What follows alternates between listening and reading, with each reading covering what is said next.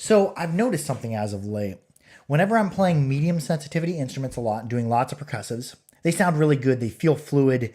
They just flow well with the song. Then I transition back over to a higher sensitivity instrument like a vargam.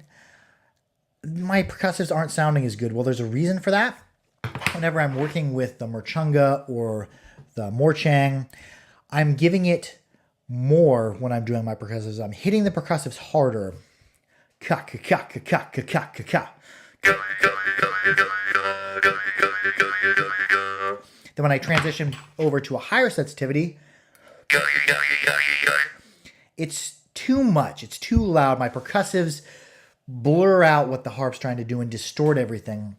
The reason for this, and I put a lot of thought into this, is the harp gives you back pressure, gives it resistance. Just like we've talked about in the past with your hillbilly breathing, we're playing off the back pressure. We're working with the harp. We're working with the resistance. If you have a medium sensitivity instrument with larger gaps, it's going to be giving you less back pressure. It's going to be giving you less resistance. So you're having to match that with a harder percussive to bounce off of that. We're hitting it with a harder percussive when we do it on a higher sensitivity instrument. If we hit it with that same hard percussive, it's going to throw things out of whack because we're almost overblowing the harp. Like if we were to be doing our rhythmic breathing or hillbilly breathing and we're blowing too hard, we're no longer working with the harp. We're starting to blur out all the other beautiful things that the harp is doing.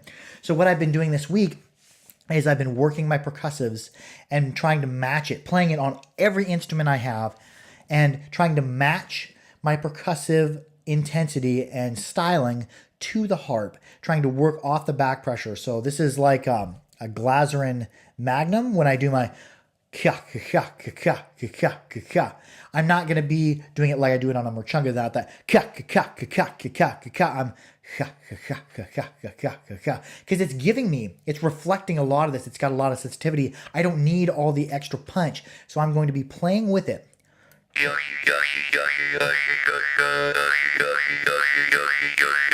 And in doing this, I'm letting the harp do its other harmonies, do its other sounds without killing them from that hard percussive. And I'm going to go yeah, yeah, yeah, yeah, yeah, yeah, yeah. And I'm going to start out with a little bit less pressure and I'm going to work up until I find a pressure that works and an intensity that works because we want to work with the harp. We don't want to work independent of the harp. We want to work and flow with the harp because not only can we learn a lot from techniques, we can learn a lot from taking these techniques and playing them on different instruments and adapting and making adaptations to ourselves because we want to get rid of our ego when it comes to the harp. We want to work our techniques, but also be able to be fluid with them, being able to work with the harp, being able to let the harp teach us a little bit about what the harp wants to do. Because the harp, I'm just going to get weird with it. The harp is kind of its own entity. It has its own personality. It has its own style that it wants to be flexed, and it also a reed also somewhat remembers the ways it's been flexed throughout its life. So don't just operate independently of your harp. Work with your harp, become fluid with your harp, take and do a technique on a harp, and then take a harp that's way different and see, well, how does this technique work on it? Because techniques will work on a wide range of harps. You're just going to have to modify your technique. Don't try to change the harp because the harp is its own thing. Let the harp change you a little bit. We're going to go yeah, yeah, yeah, yeah, yeah, yeah, yeah. Start a little bit softer and come up until you feel out. Just play around. Don't just jump into it. Just ka ka ka ka ka. No, start with your technique and feel out where it wants to go and feel out all the subtleties. Because as you start to do this, as you start to remove what you want to do from the equation and start doing what the harp wants to do and play with the harp like you're dancing with a dancing partner. Instead of dancing independently of that dancing partner, you want to dance with them. So dance with the harp, play around with it, and feel what does the harp want you to do. And I want you to try this technique on one harp and get good on it, and then start going from harp to harp to harp, seeing what you can do and what subtleties you can do with this technique. And doing this technique on a lot of different harps and removing your ego from it is going to really teach you a lot, and it's going to refine your technique to where you can pick up any harp and do any technique on it.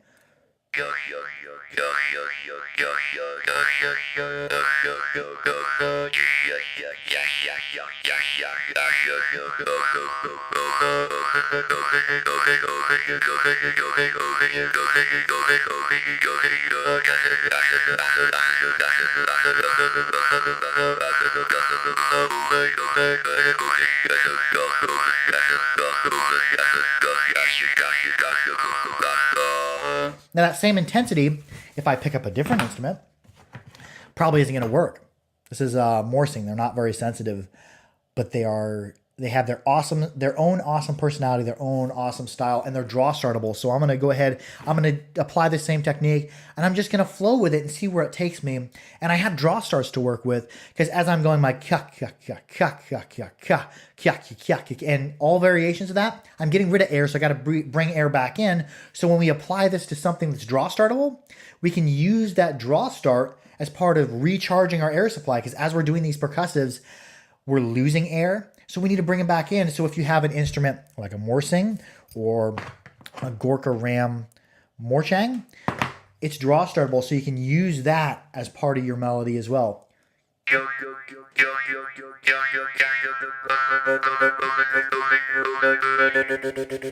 There I'm breathing back in, I'm drawing in, and I'm as I'm breathing back in, because I got to recharge myself with air. Why not just utilize my in-breath in my song?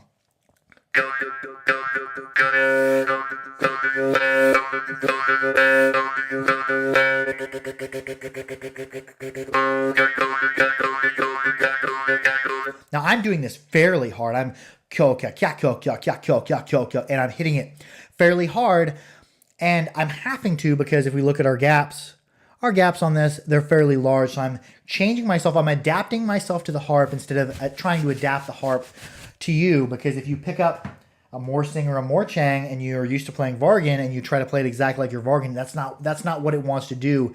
You need to remove yourself from the equation, remove your ego from the equation, and let the harp, every harp you play will change you. Let's try this on something really sensitive and loud. I'm just experimenting around, and things may go good, they may go bad. This is probably going to be a long video.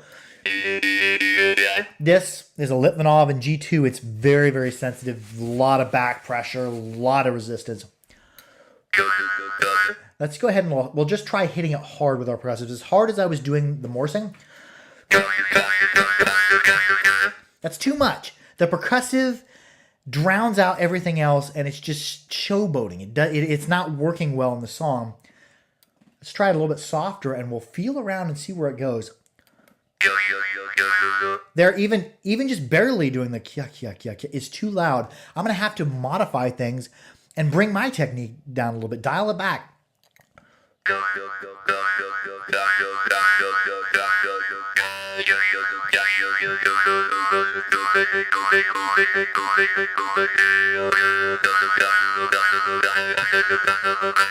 There I am.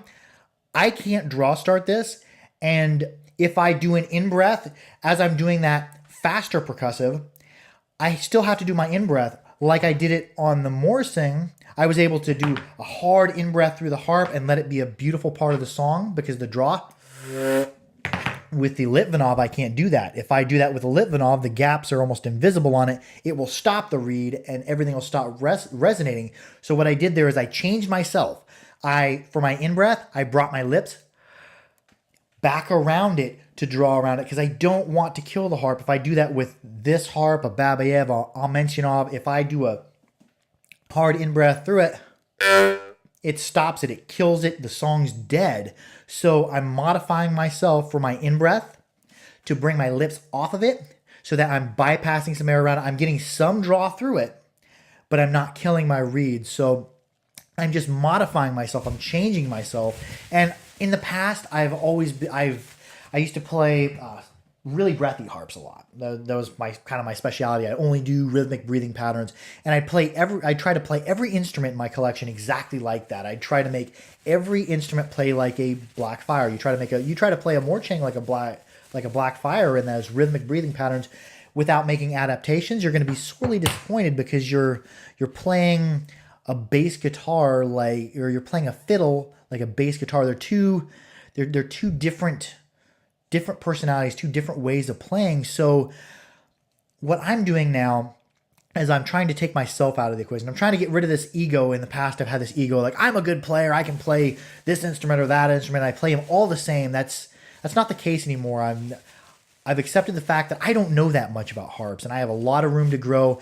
And harps have a lot to teach me. So I'm going to go through, and I'm just going to pick one technique. You don't have to do this, but it's a good example of it, of trying that on every instrument. Pick out a technique, one technique that you're good at or one technique that you're bad at.